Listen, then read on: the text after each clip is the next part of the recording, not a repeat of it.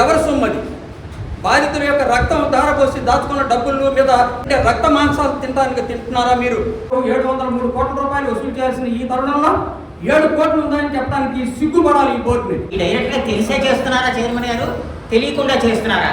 ఒక రాజకీయంలో అయినా సరే ఎక్కడైనా సరే ప్రశ్నించేవాడు లేకపోతే మనకు అన్యాయం జరుగుతుంది. ఏమంటే నేను చైర్మన్ గా నేనే ఉండాలని నేను అనుకోవట్లేదు, మీరు దిగిపోకుండా దిగిపోతాను అన్నాడు. జనరల్ బాడీ వస్తుంది కాబట్టి మళ్ళీ మభ్య పెట్టడానికి ఈ పేపర్ స్టేట్మెంట్ లేదు. హాయ్ ఫ్రెండ్స్, నేను మీ ఐఎన్ఆర్ మిత్ర.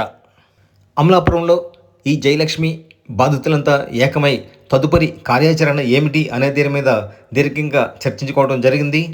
ఇది దాదాపు లాస్ట్ ఎపిసోడ్ కావచ్చు. ప్రస్తుతం ఉన్న మేనేజ్మెంట్ని ఏం చేయాలో మీరు కామెంట్లో తెలియజేయండి. ఈ అమలాపురం బ్రాంచ్లో డిపాజిట్ చేసి మోసపోయిన వాళ్ళు నేను కూడా ఒకరిని. అదేవిధంగా ఈ బోర్డు ఏర్పడిన నాటి నుంచి కూడా వీరు చేసే ప్రక్రియలో కానీ వీళ్ళు ఫాలో అవుతున్న రూల్స్లో కానీ తేడాలు ఉన్నాయని చెప్పేసి మొట్టమొదటి నుంచి కూడా మేము చాలా ఉత్తరాలు రాసాం, చాలా ఫోన్లు చేశాం. ప్రతి డైరెక్టర్ జోషి గారితో నేను మాట్లాడాను, కాటగడ్డ సురేష్ గారితో మాట్లాడాను, చైర్మన్తో మాట్లాడాను. వీరు మొట్టమొదటి నుంచి కూడా మనకు రావాల్సిన డబ్బులు ఎట్లా వస్తాయి అంటే లీగల్గా మనం పోరాటం చేస్తేనే, న్యాయపరంగా పోరాటం చేస్తేనే మనకు డబ్బులు వస్తాయని చెప్పేసి అందరికీ తెలిసినందుగా విషయమే.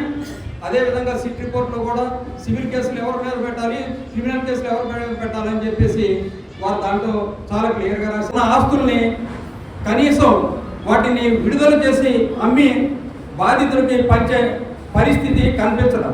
దీనికి ఒకటే కారణం, కోర్టులో వాయిదాలు జరుగుతున్నాయి, వాయిదాలు వేస్తున్నారు కానీ వాదన లేదు. ఈ రోజు వరకు కూడా బోర్డు లాయరు అఫీషియల్గా లాయరు ఏ ఒక్క లాయరు కూడా కోర్టుకు అటెండ్ అవట్లా. ఎందుకు అటెండ్ అవట్లా? బోర్డులో ఉన్న డైరెక్టర్లు ప్రశ్నించాల్సిన అవసరం లేదా? ఇది ఇంతమంది 80 మంది ఇప్పటికి చచ్చిపోతే వీళ్ళ మీద కనికరం లేదా? ఒక బాధితులకి భరోసా ఇవ్వాల్సిన ఈ బోర్డు వీరికి బోర్డులో ఏం జరుగుతుందని మేము అడుగుతున్నప్పుడు నిదానాలు చెప్పాల్సిన పని లేదా? ఎన్ని రిప్రజెంటేషన్లు ఇచ్చాం, రాజమండ్రి నుంచి ఇచ్చాం, అమలాపురం నుంచి ఇచ్చాం, నేను సొంతంగా ఇచ్చాను. వీటన్నిటికీ కూడా బాధితుల అకౌంట్లో వచ్చి ఫిక్స్డ్ డిపాజిట్ మీద పడిన వడ్డీని వీళ్ళు ప్రతి నెల 2 లక్షల రూపాయలు దాంట్లోంచి విత్డ్రా చేసి వాళ్ళ ఖర్చుల కోసమే ఇప్పుడు ఖర్చు పెడుతున్నారు మొత్తం అంతా. ఇది బాధితులకు నష్టం కాదా? ఈ నష్టాన్ని ఏ ఒక్క డైరెక్టర్ కూడా బోర్డులో ఎందుకు ప్రశ్నించట్లా? ప్రశ్నించి మీరు ఏం సమాధానం పొందారు? సమాధానం వస్తే దాన్ని బాధితులకు చెప్పాల్సిన బాధ్యత మీకు లేదా? ఏరియా వచ్చి డైరెక్టర్లుగా మీరు ఎందుకు ఉన్నారు? అదేవిధంగా ఈ డైరెక్టర్లకు కూడా స్పెషల్గా ఇక్కడ అమలాపురం నుంచి ఒక రిప్రజెంటేషన్ ఇచ్చాం. ఏమంటే బాధితుల బాధలు ఎలా ఉన్నాయి, ఈ రోజు వరకు మీకు మాకు న్యాయం జరగలేదు కాబట్టి మీరు తప్పనిసరిగా చేయాలని చెప్పినప్పుడు ఏ ఒక్క లెటర్కి కూడా అటు చైర్మన్ కూడా అలా ఏమిటి పట్టినట్టుగా ఇటు డైరెక్టర్లు కూడా ఏం పట్టినట్టుగా ఈ విధంగా కూర్చోవడం వలన బాధితులందరూ కూడా 3 సంవత్సరాల కాలయాపన చేశారు కానీ ఇప్పటివరకు కూడా ఒక పైసా వచ్చే అవకాశం లేదు. 703 కోట్ల రూపాయలు వసూలు చేయాల్సిన ఈ తరుణంలో 7 కోట్లు ఉందని చెప్పడానికి సిగ్గుపడాలి ఈ బోర్డుని. బాధితుల నుంచి ఇటువంటిప్పుడు వాళ్ళందరూ వాళ్ళే మేము చేయలేము అని చెప్పి వాళ్ళందరూ వాళ్ళు తప్పుకొని వేరే వాళ్ళకి చేసే వాళ్ళకి అవకాశం ఇవ్వాలని చెప్పేసి నేను ఈ సభాముఖంగా కోరుకుంటున్నాను. ఎందుకంటే చాలాసార్లు చెప్పాం, మీరు చేసే లీగల్ ఫైట్ కానీ లీగల్గా కానీ మీరు పొలిటికల్ లీడర్ని కలవండి. ఒక పొలిటికల్ లీడరు ఆ నియోజకవర్గానికో లేకపోతే దానికి పరిమితం అవుతారు. నియోజకవర్గంలో కొన్ని లక్షల మంది ఉంటారు, కొన్ని లక్షల మందికి ఒక వ్యక్తి న్యాయం చేయలేరు. అదేవిధంగా మనం కూడా ఆ నియోజకవర్గంలో ఉంటే ఒక రిప్రజెంటేషన్ ఇవ్వచ్చు, కానీ 200 కోట్లు వస్తాయని 300 కోట్లు వస్తాయని ఇది చెప్పడం అనేది బాధితులను మోసం చేయడానికి ఈ బోర్డు చేస్తున్న ప్రక్రియ మాత్రమే అని చెప్పాను. అదేవిధంగా ఇప్పుడు చెప్తున్నాం, కిందసారి ఇదే ఇక్కడ ఏప్రిల్ 14లో ఒక మీటింగ్ పెట్టుకున్నాం అమలాపురంలో. జోషి గారు అప్పుడు చెప్పారు పాస్బుక్లు అన్నీ రెడీ అయిపోయినాయంటే ఒక 6 నెలల్లో మేము అందరికీ దాదాపుగా మేము ఒక 6 నెలలు పట్టుకుని ఇచ్చేస్తాం. ఎంతకాలం అయిందంటే సంవత్సరం దాటింది. పశుపచ్చ కాగితం, పశుపచ్చ అట్ట వేసిన పుస్తకాలు తయారు చేసి హెడ్ ఆఫీస్లో పక్కన పడి ఉన్నాయి. దానికి కారణం ఏంటి? అవి ఎవరి డబ్బులతో ప్రింట్ చేశారు, ఎవరెవరికి ఎందుకు ఇవ్వట్లేదు, దీనికి కారణం చెప్పాలి.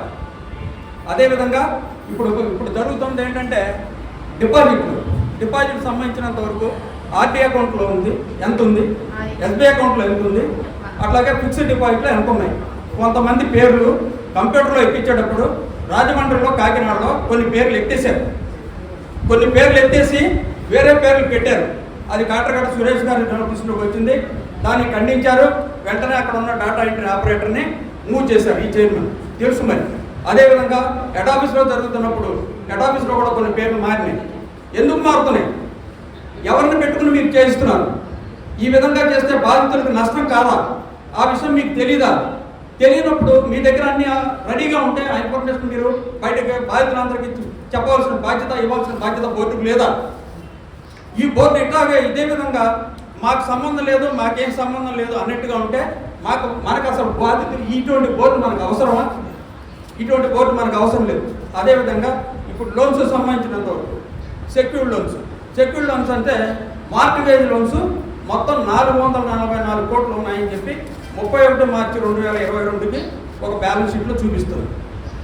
ఈ రీసెంట్గా బోర్డు ఒక డిస్ప్యూట్ కమిటీ, అదే చైర్మన్ గారు ఒక లెటర్ ఇందాక రవికుమార్ గారు చెప్పినట్టు దాంట్లో సెక్యూర్డ్ లోన్స్ 121 కోట్లు ఉన్నాయన్నారు. ఏమిటి మిగిలిన 300 కోట్లు సంబంధించింది ఏమైంది? దాని గురించి ఎందుకు మాట్లాడలేదు బోర్డు? అదేవిధంగా వారి దగ్గర ఒరిజినల్ డాక్యుమెంట్స్ ఉన్నాయి. ఒరిజినల్ అంటే దస్తావేజులు ఎక్కడ బ్రాంచ్ వైజ్ ఉన్నవి ఉన్న డాక్యుమెంటుల్ని వీళ్ళు ఇప్పుడు అంటే బోర్డు పిలిచి ఒక్కొక్కరిని వాళ్ళు 1,40,000 కట్టాల్సి ఉంటే వడ్డీతో కలిపి 80 లక్షలు కట్టించుకుని ఆ డాక్యుమెంట్ ఇవ్వడానికి సిద్ధంగా ఉన్నారు. ఇదే బోర్డు చేసే పని. ఈ కేసుల్ని ఇట్లా వన్ టైం సెటిల్ అంటే 60 లక్షలు ఒకే అకౌంట్లో ఒక లోన్ తీసుకున్న వ్యక్తికి 80 లక్షలు తీసుకుంటే 80 లక్షలు కట్టుకుని 60 లక్షలు మాఫీ చేయడానికి ప్రయత్నిస్తున్న ఈ బోర్డు మనకు అవసరమా? ఈ బోర్డు సర్వనాశనం చేయడానికి మాత్రమే బాధ్యతలు ఉందని చెప్పి నేను తప్పక సభాముఖంగా చెప్తున్నాను. ఇటువంటి వాటికి ఇంకా కూడా ఇప్పుడు ఇంతకుముందు 4 కేసులు ఇట్లాగే 4 లోన్లు డాక్యుమెంట్స్ రిలీజ్ చేశారు. మేము సిఐడి అడిషనల్ ఎస్పీ గారి దగ్గర ఆఫీస్కి వెళ్ళాం, ఒక రిప్రజెంటేషన్ ఇచ్చాం.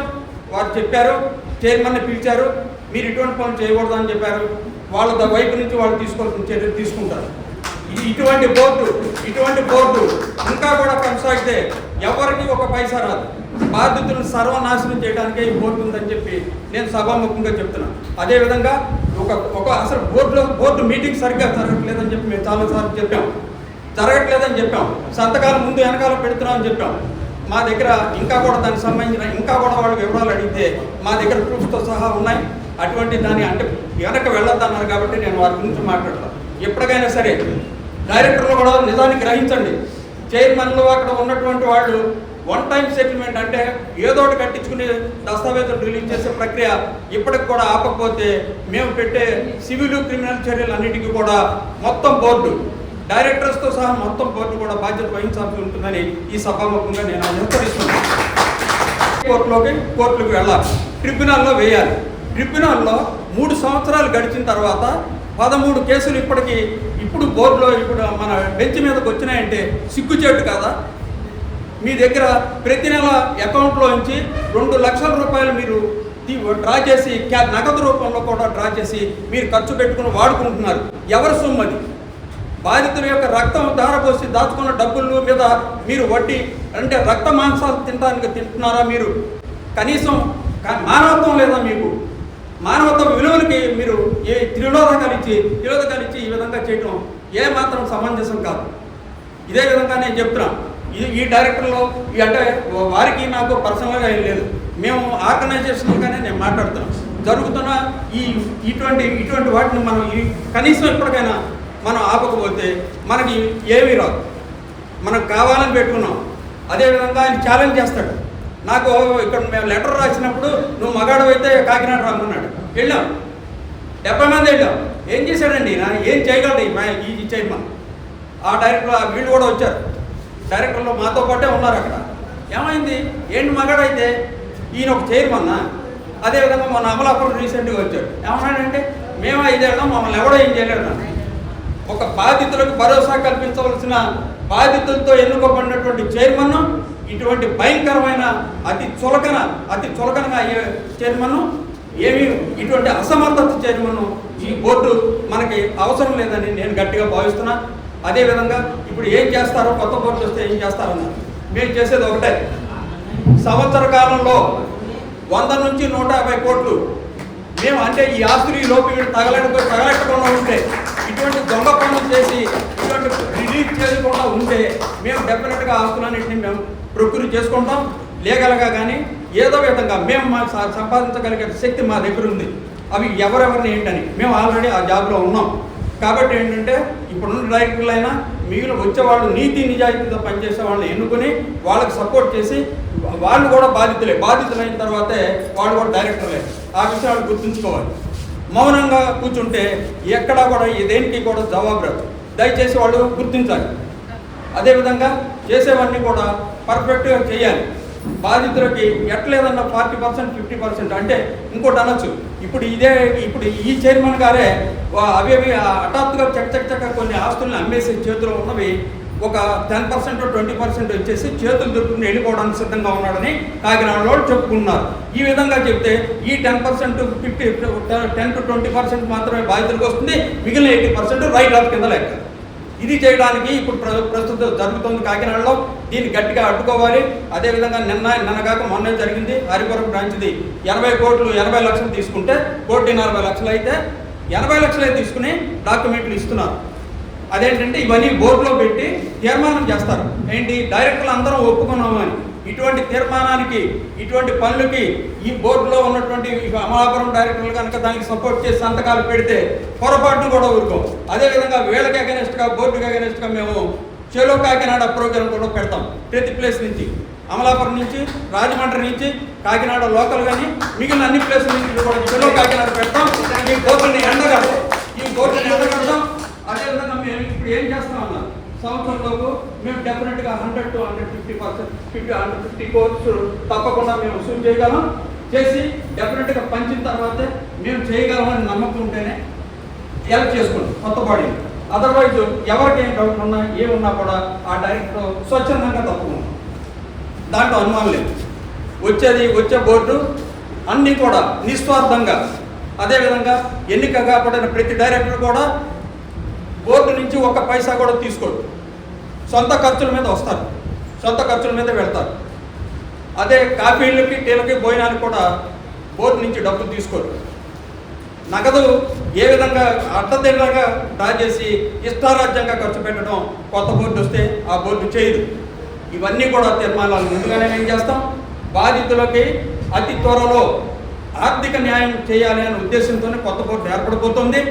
దానికి అనుగుణంగానే అందరూ కూడా బాధితులందరూ అర్థం చేసుకుని ఈ బోర్డుకి సపోర్ట్ చేస్తే తప్పనిసరిగా బాధితుల డబ్బులు అతి త్వరలో వస్తాయని చెప్పి నేను ఈ సభాముఖంగా మీకు చెప్తున్నాను. అదేవిధంగా ఇప్పుడు ఇంకా నా తర్వాత ఇంకా మాట్లాడాల్సిన ఉన్నారు లీగల్ ఆస్పెక్ట్స్ అవి వారు కూడా చెప్తారు లీగల్గా ఏం చేశాము. కాకినాడలో గొళ్ళ దగ్గర మెట్ల మీద అడుక్కున్నదన్న వాళ్ళకి చైర్మన్కి తెలియదా?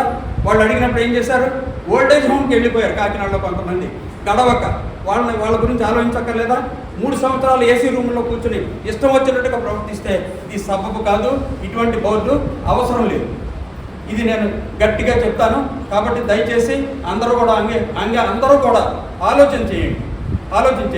ఎవరు చేస్తారు, ఎవరు చేయలేదు. ఇందాక చిన్ని గారు చెప్పారు, చిన్ని గారు ఏం చెప్తే అది చేస్తామని చెప్తున్నారు. అది కాదు, చిన్ని గారితో పాటు మీరు కూడా ఆలోచించండి, అందరూ ఆలోచించండి. ఇప్పటివరకు ఏం జరిగింది, ఇప్పుడేం జరుగుతుంది, ఇప్పటివరకు ఏం జరిగింది అనేది మీరు ఆలోచించండి. దానికి సమాధానం చెప్పండి. అట్లీస్ట్ లోకల్ డైరెక్టరు ఇప్పుడు సార్ ఈ మీటింగ్ ఇటు జరిగింది, ఈ తీర్మానాలు తీసుకున్నాము, దీనివల్ల బాధితులకు ఇది ఉపయోగం ఉంది, ఇది ఉపయోగం లేదని చెప్పాల్సిన బాధ్యత లేదా? తప్పకుండా ఉంది. వాళ్ళు లేదు అనడానికి వీల్లేదు. అట్లాగే బైలాస్ని, అట్లాగే 1995 మ్యాక్స్ యాక్ట్ని ఫాలో అవ్వాల్సిన పరిస్థితి ఉంది. ఇప్పుడు వీళ్ళు పెట్టిన ఏ ఎలక్షన్ పెట్టకుండా, ఏ ఎలక్షన్ నోటీస్ లేకుండా మేము 5 ఏళ్ళు ఉంటాం చప్పట్లు కొట్టండి. మొన్న మేము వెళ్ళాము, మొన్న జర్లపాటికి వచ్చిన వాళ్ళు ఎవరన్నా ఇక్కడి నుంచి వచ్చి ఉంటే వాళ్ళకి తెలుస్తుంది మేము ఏం చేశాము. మీరు 25 మందే ఉన్నారు, మీరేం చేస్తారు? ఎలక్షన్ పెడితే మాత్రం మీరు ఎక్కడికి వెళ్తారు, మీరు అక్కడ ఉండండి. మిమ్మల్ని రఘుభూషణ్ గారిని మేము ఇదే ప్రజాకోర్టులో వచ్చే జర్లపాటిలో నుంచో పెడతాం, ప్రజాకోర్టులో శిక్షిస్తాం. ఏంటంటే శిక్ష ఇచ్చేది? ఆయనకే గతి లేదు, అక్కడ ఆయనకే గతి లేదు. ఒక రాజకీయ నాయకుడిని తీసుకొచ్చి చైర్మన్గా పెట్టి ఇటు విచ్చలవిడిగా డబ్బులు డ్రా చేస్తుంటే ఎవరు ఏమీ క్వశ్చన్ చేయలేని డైరెక్టర్లో మనకు అనవసరం, మనకి ఉండాల్సిన అవసరం లేదు. ఉంటే వీళ్ళు అంటే చేత కాకుండా అంటే చేత కాదా లేకపోతే అన్నీ తెలిసి కూడా కామ్గా ఉంటున్నారా అనేది విషయం వాళ్ళు చెప్పాలి.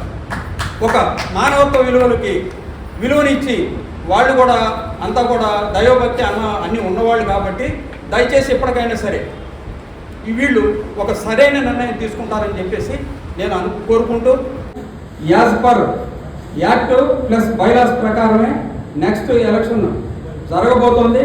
అదేవిధంగా డైరెక్టర్ 9 మంది ఉంటే వాళ్ళు రానప్పుడు వచ్చినప్పుడే అన్నింటిలోనే మినిట్స్లో సంతకాలు పెట్టడం కూడా జరుగుతుంది. ఒక డైరెక్టరు వరుసనే 3 మీటింగులకి రాకపోతే ఆయన డైరెక్టర్గా కొనసాగడానికి అవకాశం లేదు. అటువంటి పరిస్థితి కూడా లేకుండా గత 3 సంవత్సరాలలో ఆ విధంగానే సంతకాలు పెట్టిస్తున్నారు. అదేవిధంగా ఎక్కడ స్టేట్స్లో ఉన్నటువంటి ఒక జానీ పార్సా గారికి ఆమె టర్మ్ అయిపోయిందంటే ఆయన పేరు తీసుకొచ్చి ఇక్కడ అమలాపురంలో ప్రపోజ్ చేస్తున్నారు. ఎవరు అమలాపురానికి జానీ పార్సా కాకినాడలో ఉండే ఆయనకి ఏమి సంబంధం? ఇక్కడి నుంచి ప్రపోజ్ చేసి సంతకాలు పెట్టించాల్సిన కర్మ ఇక్కడ డైరెక్టర్కి ఏం పట్టింది? అట్లాగే సభ్యులందరికీ కూడా అంటే బాధితులందరికీ కూడా సత్వన్యాయం త్వరగా జరగాలని చెప్పి ఆ పరమేశ్వరుడు ప్రార్థించుకుంటూ ఇంతకు వివరిస్తాను. సార్, ఇప్పుడు బాధిత సంఘం అధ్యక్షులు అంటే ఈ సంఘం ఏర్పడినప్పటి నుంచి ఉన్నటువంటి అధ్యక్షులు శ్రీ బద్రీనారాయణ గారు కాకినాడ నుంచి వచ్చారు. వారు కూడా వారి సందేశాన్ని ఒక 2 నిమిషాల్లో ముగించవలసింది. రాజమండ్రిలో 94,000 నేనేదో దుర్వినియోగం చేశానని అది నేను చాలా కాలం పట్టించుకోలేదు కూడా. చైర్మన్ గారు చెప్పడమే కాకుండా అనుచరుల చేత కూడా రిపీటెడ్గా పోస్టింగ్లు పెట్టిస్తున్నారు. 3 ఏళ్ళు అయిపోయింది కదా, ఈ రోజు వరకు నా మీద ఎందుకు చర్య తీసుకోలేదు? ఎలిగేషన్స్ ఉంటే దానికి కూడా డైరెక్టర్ని సమాధానం చెప్పమని. ఈ డైరెక్టర్ తెలిసే చేస్తున్నారా చైర్మన్ గారు, తెలియకుండా చేస్తున్నారా? వీళ్ళందరూ తీర్మానం చేసుకునే నా మీద ఎలిగేషన్స్ కంటిన్యూ చేస్తున్నారా లేదా ఆన్ హిజ్ ఓన్ చేస్తున్నారా? భజన బృందం చేత ఎందుకు చెప్పిస్తున్నారు ఈ విషయాన్ని రిపీటెడ్గా? అది కూడా చైర్మన్ గారు ఆన్ హిజ్ ఓన్ చెబుతూ కూడా భజన బృందం చేత ఎందుకు చెప్పిస్తున్నారు? డైరెక్టర్ని ఈ విషయంలో క్లారిఫై చేయమని. ఇది ఇంతటితో ఆగుతుందా లేదా వారి చైర్మన్ గారితో మాట్లాడి నాకు సమాధానం చెప్తారో కూడా డైరెక్టర్ని నాకు చెప్పమని కోరుతున్నాను. అంతేకాదు రాజమండ్రిలో నేను రికార్డ్ ఏ డైరెక్టర్కి అయితే హ్యాండ్ ఓవర్ చేశానో ఆ డైరెక్టర్ ప్రస్తుతం వైస్ చైర్మన్గా ఉన్నాడు. ఆ డైరెక్టర్ నేను అడిగితే ఆయన నుంచి కనీసం నాకు ఫోన్ ఎత్తడు, ఇంట్లో ఉండి కూడా ఇంట్లో లేనని చెప్పిస్తున్నాడు. నేను డైరెక్ట్గా అన్నాను, ఆయన నుంచి నాకు రెస్పాన్స్ లేదు కాబట్టి ఈ డైరెక్టర్ కానీ తెలిసేమో చెప్పమని కోరుతూ ఈ అవకాశం ఇచ్చిన వారికి ధన్యవాదాలు. అందరికీ నమస్కారం అండి. అంటే నాకు రీసెంట్గా యాక్షన్ చెప్పేసి కేసు నెంబర్ 30, 31, 37 అని చెప్పారు కదండి. జనరల్ బాడీ వస్తుంది కాబట్టి మళ్ళీ ఏదో మబ్బీ పెట్టడానికి ఈ పేపర్ స్టేట్మెంట్ అండి. అంతే తప్ప తర్వాత అందరూ ఎవరెవరు చూసారంటే పేర్లు మేనేజర్స్ ఏమో కోటీశ్వర్లు అండి. విశాలాక్షి ఒక పార్టీ, రెండోది ప్రతి బ్రాంచ్ మేనేజర్. దానివల్ల మనకు పైసా వచ్చింది లేదండి. ఆయన మాత్రం ఒక్కదాన్ని హైలైట్ చేస్తున్నారు. మీరు ఎవరైనా చదువుతారండి ఒక్క నేను. ఇంకా రెండోదండి, ఇప్పుడు అంటే నేను మాట్లాడకూడదు యాక్చువల్గా. బాధిత సంఘం మన అన్న ఎన్నుకోవడానికి ప్రెసిడెంట్ నేను. మేము బాధిత సంఘాన్ని గుర్తించలేదన్నారు సార్. లెటర్ తెలుసు కదండి, లెటర్లో ఉంది. లెటర్లో బాధిత సంఘాన్ని గుర్తించలేదన్నారు. మరి మీరు అందరూ ఎక్కడికి వచ్చారు సార్? మీ బాధిత సంఘం మెంబర్స్ అండి. బాధిత సంఘం మెంబర్స్ అనుకోండి, మీ బాధిత సంఘం వెళ్ళలేదు. తర్వాత మా ఆవిడకి నాకు సంబంధం లేదండి. పిలిచి తీర్మానం మా ఆవిడకి ఇప్పుడు అర్ధనారీశ్వరం అనేది అంటారు కదండి. చాలా మంది గుళ్ళో ప్రవచనాలు చెప్తుంటారు కదండి. నేను మా ఆవిడ గృహిణి అంటే హౌస్ వైఫ్ దగ్గర డిపాజిట్ చేసాను. ఆవిడకి ఎక్కడ ఇన్కమ్ ఉండదు, నేనే వేస్తాను. ఆవిడకి నీకు ఇటువంటి సంబంధం లేదు, నువ్వు ఇక్కడ మాట్లాడలేదు. అదే సమాధానం మన ఇచ్చే లెటర్లో. అంటే ఇందాక అందరూ మాట్లాడేది మన లెటర్లో పెడితే వాళ్ళు ఇచ్చే ఫైనల్ సమాధానం అదే మనకు వచ్చింది. అంటే నేను మాట్లాడాలా లేదని ఆగిన మాట నేను, ఎందుకంటే మిమ్మల్ని కాదన్నారు కదా. ఇంకా రెండోదండి సార్, ఫైనల్ పాయింట్ డైరెక్టర్స్ గారండి. రేపు జనరల్ బాడీ రాకముందు మీరు బోర్డు మీటింగ్ పెట్టుకున్నారు కదండి. మీ బోర్డు మీటింగ్లో ఏవిఎస్ ప్రసాద్ గారు డినై చేస్తాడు సమయం పెట్టడానికి. వైజాగ్ నుంచి వచ్చిన రవికుమార్ డినై చేస్తున్నాడు. సురేష్ గారు కూడా కామెంట్స్ రాసి డినై చేస్తున్నాడు. కానీ మీరు సంతకాలు పెట్టుకున్నారు. మీ తోటి డైరెక్టర్లో ఇంటి డిజైన్ చేస్తారని డిస్కషన్ లేకుండా వాళ్ళేమో డిజైన్ చేస్తున్నారు, మీరు ఏం సంతకాలు పెడతారండి. అదే సొల్యూషన్ త్వరగా ఉందా నెగిటివ్ ఉందా? సరే అది 4 వెర్షన్ అండి. తర్వాత స్టార్టింగ్లోనే ఇప్పుడు వచ్చే జనరల్ బాడీ గురించి బోర్డు మీటింగ్ వెళ్ళి పెట్టుకుంటారు. అసలు బోర్డు మీటింగ్కి వెళ్ళి వెళ్ళకపోతే చాలండి, ఆటోమేటిక్ బోర్డు దిగిపోతుంది. ఎలక్షన్ దాకా ఎక్కడికి వెళ్ళకపోతున్నాం. 9 మంది అంటే 10 మంది కూడా లేదండి, 9 మంది. మరి జానీ భాష గారు వచ్చాడు నాకు ఐడియా లేదు. 9 మంది, 9 మందిలో 5 వెళ్ళలేదనుకోండి, ఆటోమేటిక్గా రిజాల్వ్ అయిపోతుందండి. అది మీరు ఆలోచించండి సార్. అది ఎందుకంటే ఇవన్నీ ఎగ్నెస్ట్గా నడుస్తున్నాయి. నేను ఎప్పుడు చూడే క్యాష్ నేను ట్రాన్సాక్షన్ చేయొద్దు అనలేదని ఎక్కడ. మీరు నగదు ట్రాన్సాక్షన్ చేస్తున్నారు, అది అఫీషియల్గా ఈవెన్ టీ తాగితే ఫోన్పే చేస్తున్నాను మనం. అలాంటి లక్షల క్యాష్ ట్రాన్సాక్షన్ ఎందుకు చేస్తున్నారు? ఇది నేను నంబర్ కాదు, ఇది నాకు సమాధానం. మీ నంబర్ ఇది ఒకటే పట్టుకుంటారండి. ఇంకా నా బ్యాంక్ గురించి, నా పర్సనల్ లైఫ్ గురించి, మీ సస్పెండ్ అయిపోయి చాలాసార్లు గ్రూప్లో పెట్టారండి. ఇప్పుడు వాళ్ళ సంగతి తెలుస్తాను ప్రతి దగ్గరకు వచ్చి. అసలు ఎందుకు సస్పెండ్ అయిపోయాడు, ఎందుకు పోయాడు అన్నది ఎవరు తెలియదు కదండి. అది మా బ్యాంక్ వారు ఉన్నారు కదా, అన్ని తెలిసాడు. అక్కడ కొన్ని టెక్నికల్ ఇష్యూస్ ఉంటాయండి. అయితే తెలియక ఏదైతే మొత్తం నా ఫ్యామిలీ అంతా ఫ్రాడ్ అని ఇంకోటి పెట్టాడండి. ఒక పెద్ద మనిషి ఎప్పుడైనా మాట్లాడి దీనికి సంతానం వీడు గొప్పలు అని పెట్టాడు. అన్ని కాగితాలు వస్తాయండి, త్వరలో వస్తాయి, అందరికీ వస్తాయి. ఈ సంతానం అంటే మా పిల్లలండి. అంటే మళ్ళీ వేరే సబ్జెక్ట్ మారిపోతున్నాను. అసలు నా ఫ్యామిలీ గురించి చర్చగా పని వచ్చింది అక్కడికి. అసలు సంఘం పెట్టినప్పుడు ఎక్కడ ఉన్నా కూడా తెలియదు మనకి. రోడ్డు మీద పడిపోయాం. నాకు వచ్చే డైలీ నాకు ఎంత వస్తుందో చాలా మంది తెలిసింది. అలాంటి ముందు 7 నెలలు నాన్ స్టాప్గా ఎంత కష్టపడుతున్నాం. వీళ్ళు ఏదో చిటికలు ఎలా కట్టారో నేను ఫ్రాడ్ కట్టాను, నేను ఏదో మొత్తం అని చెప్పారు. అంటే సారీ, దాని మీద నా పర్సనల్ మాట్లాడలేదు సార్. డైరెక్ట్గా మీరు అడిగారు కదా చాలామంది, మీ రోజు ఏమన్నారు, మేము పాజిటివ్గానే ఉన్నామని అన్నారు. అది సార్ వీళ్ళు చెప్పింది ఏంటంటే చైర్మన్ తీసుకున్న డిసిషన్కి వీళ్ళు అంటే మీ డైరెక్టర్ సార్ మేము మాకు న్యాయం అనిపించింది అన్నారు కాబట్టి decision is yours. Thank you. రాసుకున్నారు కదండి మీరు డయాస్ మీద కూర్చుని జానీ భాషా గారు ఒక బోర్డ్ ఆఫ్ డైరెక్టర్ కొనసాగించేలాగా మీరు రాసుకున్నారు కదా సార్. కృష్ణరావు గారు ఇప్పుడు మీరే తీర్మానం చేసుకున్నారు. అది జానీ భాషా గారు ఇక్కడ ఉంటున్నారంటే మన కంట్రీలో ఉంటున్నారా? లేదు, మేము చదివే ఉంటాం. కృష్ణరావు గారు కూడా ఉన్నారు.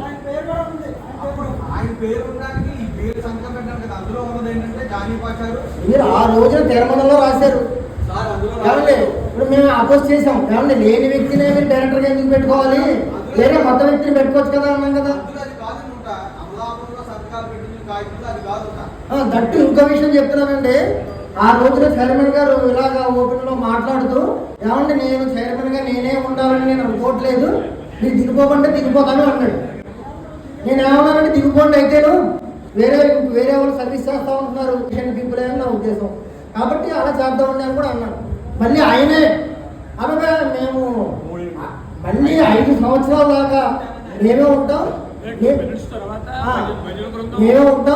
మమ్మల్ని ఎవరు ఏకముఖ కూడా. మన సొసైటీలో ఇప్పటి వరకు 3 సంవత్సరాలైంది, రికవరీ లేవంటున్నారు.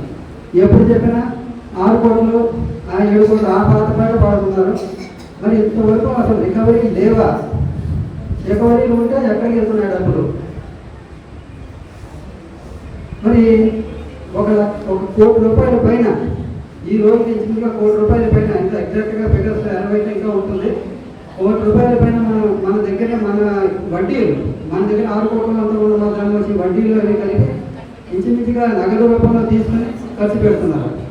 దేనికంటే చెప్పరు. ఈ రోజు కూడా నెలకి 2 లక్షల రూపాయలు బ్యాంకు నుంచి విత్డ్రా చేసి ఖర్చు పెడుతున్నారు. దేనికి కూడా చెప్పరు. ఏమంటే ఇప్పుడు ఒక కార్యక్రమం చేస్తున్న ఖర్చు అవుతుంది, కారణం ఖర్చు లేకుండా ఏం చేయమని ఎవరు చెప్పరు. అవ్వకుండా ఒకవేళ ఏదో కార్యక్రమం పెట్టేవాడు దీనికి కొంత ఖర్చు అవుతుంది, అంతేకాని ఖర్చు లేకుండా ఏది అవ్వదు. దాన్ని మనం తప్పుపడటం. కానీ నువ్వు ఖర్చు పెట్టిన దానికి అక్కడ ఫలితం ఏదైనా కనబడితే నీకు ఖర్చు ఎవరు అడగరు. రెండోది ఫలితం లేదు కదా, ఉన్నది కూడా ఖర్చు అయిపోతుంది. అది ఏ రకంగా ఖర్చు చేస్తున్నారు? అసలు క్యాష్ విత్డ్రా చేయడానికి మీకు పవర్స్ ఉన్నాయా? మీకు ఏమైనా దీని ప్రకారం అసలు ఎంతవరకు విత్డ్రా చేయొచ్చు, దీనికి ఏమైనా ఉందా అని అడిగితే సమాధానం లేదు. మరి ఏ రకంగా చూస్తున్నారు? ఇప్పుడు పేమెంట్స్ ఉన్నాయి, పేమెంట్స్ అకౌంట్ ఫరెన్స్ చేయాలి, లేదా చెక్ రూపంలో ఇవ్వాలి, లేదా అకౌంట్ కానీ క్రెడిట్ ఇవ్వాలి. క్యాష్ రూపంలో ఎందుకు తీసుకుంటున్నారు? మరి ఇవన్నీ మరి అనుమానాలు వస్తున్నాయి, లేదా ప్రశ్నిస్తున్నారు. ఇది అంటే మన బాధితులు కొంతమంది ఎలా ఉందంటే గ్రూపుల్లో ఏదో పెట్టుకుంటున్నారు, వాళ్ళు ఏమంటున్నారు, వీళ్ళు వాళ్ళు అంటున్నారు, మెసేజ్లు అనే ఒక రకమైన విమర్శలు బాగా కనపడుతున్నాయి. ఏమంటే ఎందుకంటే ఒక ఆయన అంటాడు, ఎందుకంటే ఈ సొల్లు మనకేమో డబ్బులు వస్తాయని అడుగుతున్నాడు.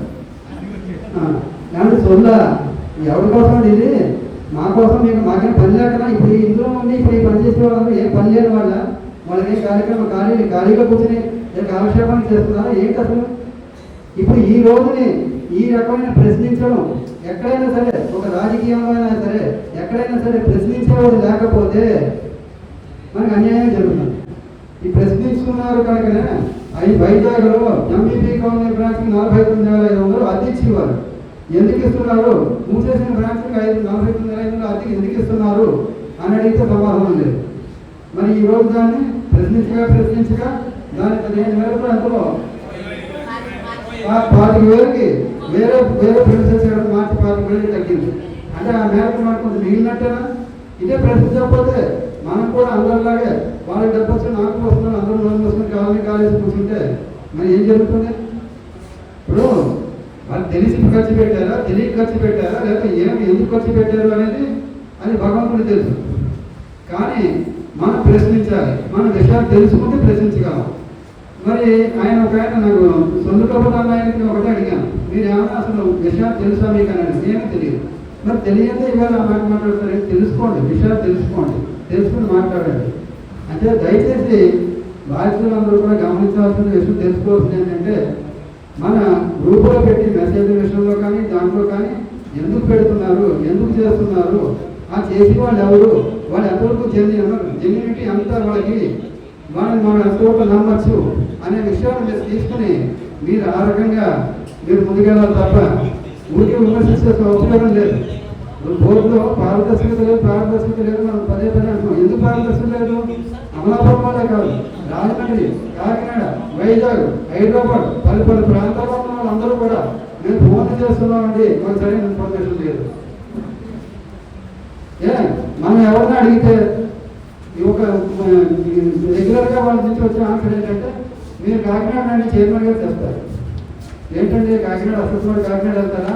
మనం అడిగిన ప్రశ్న గ్రూప్లో చెప్తే అందరికీ తెలుస్తుంది కదా. మరి అటువంటి గ్రూప్ కాకినాడ రావడం ఎందుకండి? మీరు ఎందుకు చెప్పలేకపోతున్నారు? ఇందులో కాన్ఫిడెన్షియాలిటీ ఏంటి? నేను ఒక డైరెక్టర్ని బోర్డు మీటింగ్ వెళ్తున్నాను, ఒక డైరెక్టర్ని అడిగాను, పేరు చెప్తే బాగుండదు. వారు ఏం విశేషాలు అంటే కాన్ఫిడెన్షియల్ అన్నారు. కాన్ఫిడెన్షియల్ అంటే ఈ గొడవ బ్యాంక్ మునిగిపోయిందని కాన్ఫిడెన్షియల్ ఏంటి అన్నారు. అంటే మాకు సంబంధం లేని విషయాలు మీరు మాట్లాడితే కాన్ఫిడెన్షియల్ అవ్వచ్చు. నేను దానికి ఆధారం లేదు, మనం మాట్లాడుకుంటే బాగానే ఉందని చెప్పాను. ఇంకా అందరికీ చెప్పాను. అంచేత ఈ రకంగా ఈ ట్రాన్సాక్షన్ జరుగుతున్నాయి, క్యాష్ వెళ్ళిపోతుంది. తర్వాత మరి సెటిల్మెంట్స్ నిన్నగా 1,40,00,000 వాట్సాప్లో వచ్చింది, అదేదో జరుగుతుందన్నారు. ఇలా జరుగుతుంటే నష్టపోతున్న ఎవరు? అల్టిమేట్గా బాధితులు. మరి బాధితులు ఇలాగే మనం మౌనంగా ఉంటాము అంటే మనం ఎవరు ఏం చేయలేదు. ఇప్పుడు కొంతమంది ముందుకు వచ్చి మేము చేస్తామని ముందుకు వచ్చిన వాళ్ళకి మనం సంపూర్ణ సహకారం ఇస్తే మేము కూడా మీతో ఉన్నాము అంటే డెఫినెట్గా వాళ్ళు ముందుకు వెళ్తారు. మనందరికీ కూడా విజయం వస్తుంది, మన డబ్బులు మనం తెచ్చుకుని తొందరలో తెచ్చుకునే అవకాశం ఉంటుంది. కాబట్టి ఈ విషయాలను దృష్టిలో పెట్టుకొని అందరూ కూడా మరి మన సంపూర్ణ సహకారాలు మంచి మన యొక్క నిధి ఇవ్వాలని చెప్పేసి కోరుకుంటూ ఓటు ఇచ్చేస్తే మీరు ఏం చేస్తారని అడిగినారు. సరే మేము ఏదో చెప్తున్నాం కదండి, దాన్ని బట్టి వాళ్ళు ఏం చేయాలని చెప్తున్నారో దానికే చేస్తాం. అలా కానీ మేము అందరూ కలిసి చంద్రబాబు సీఎం గారి దగ్గరికి వెళ్ళి 100 కోట్లు 150 కోట్లు బట్టి ఇచ్చేస్తారు కదా అంటారు. లాగేవాడు నేను 150 కోట్లు 100 కోట్లు వాళ్ళు ఎందుకు ఇస్తారండి? వాళ్ళకి సంబంధం మన ఎక్కడ పోగొట్టిన వాళ్ళకి మన గవర్నమెంట్ సంబంధం అసలు సొసైటీ గవర్నమెంట్ సంబంధం వాళ్ళే ఇస్తారని అడిగాను. అంటే ఈ భవిష్యత్తు అదే అంటే గతంలో మన వాళ్ళు కూడా కొంచెం రిప్రజెంటేషన్ ఇచ్చారు, చైర్మన్ గారు కూడా అడిగేవారు గవర్నమెంట్ ఛానల్ కూడా ఇవ్వమంటారు. అది ఎందుకు ఆవిడ ఆ విషయం ఉంది. మరి రాజమండ్రి కోర్టులో చాలా కేసులు ఉన్నాయని మాట్లాడుతూ కూడా నేను అన్నాను, మేడం మరి ఎక్కడో పోగొట్టుకుంటే వాళ్ళు ఎందుకు ఇస్తారని నేను అంటే ఆ మాటకి ఆవిడేమో తెలుసా, మరి కోర్టులో కూడా అలాగే ఎక్కడో పోగొట్టుకుంటే నేనేం చేస్తామంటారని అడిగినంటే ఆవిడ. మరి ఇంకా మరి ఆవిడ లాయరు, మరి మనకి కొంత మేధావులు అంటే అంత తెలివితేటలు ఉండి మేధావులు మరి అలా మాట్లాడుతుంటే మనం ఏం మాట్లాడతాం అంటే అది ఒకటి ఉదాహరణ చెప్తున్నాను. అంటే తెలివితేటలో ఒకటి లేదు, తెలివి తక్కువ అంటే దాని తెలివి లేకపోయినా వాళ్ళకి లక్ష జ్ఞానం పనిచేసే వాళ్ళు ఉన్నారు. అంచేత ఎప్పుడైనా మన వాళ్ళు శ్రమ తీసుకొని ఇంతమంది మనం ఎడ్యుకేట్ చేస్తున్నారంటే దయచేసి మన వాళ్ళందరూ కూడా వాళ్ళు విని అది మీరు అందరూ కూడా దానికి తగ్గట్టుగా మనం వెళ్ళాలని కోరుకుంటూ. విన్నారు కదా, వక్తలందరూ చాలా ఆవేశంగా మాట్లాడారు. 80 మంది బాధితులు చనిపోయిన కనికరం లేదా ఈ బాడీకి అని చెప్పని విరుచుకుపడ్డారు ప్రసాదరావు గారు. వెంకటరామ్ గారు చెప్పింది కూడా వాస్తవమే. ప్రశ్నించే వాళ్ళు ఉండాలి, ప్రశ్నించే వాళ్ళు లేకపోతే అన్యాయమే జరుగుతుంది. Thank you for watching. నా ఛానల్ పేరు ఐఎన్ఆర్ మిత్ర. సబ్స్క్రైబ్ చేసుకుని చూడండి, అందరూ లైక్ చేయండి, షేర్ చేయండి.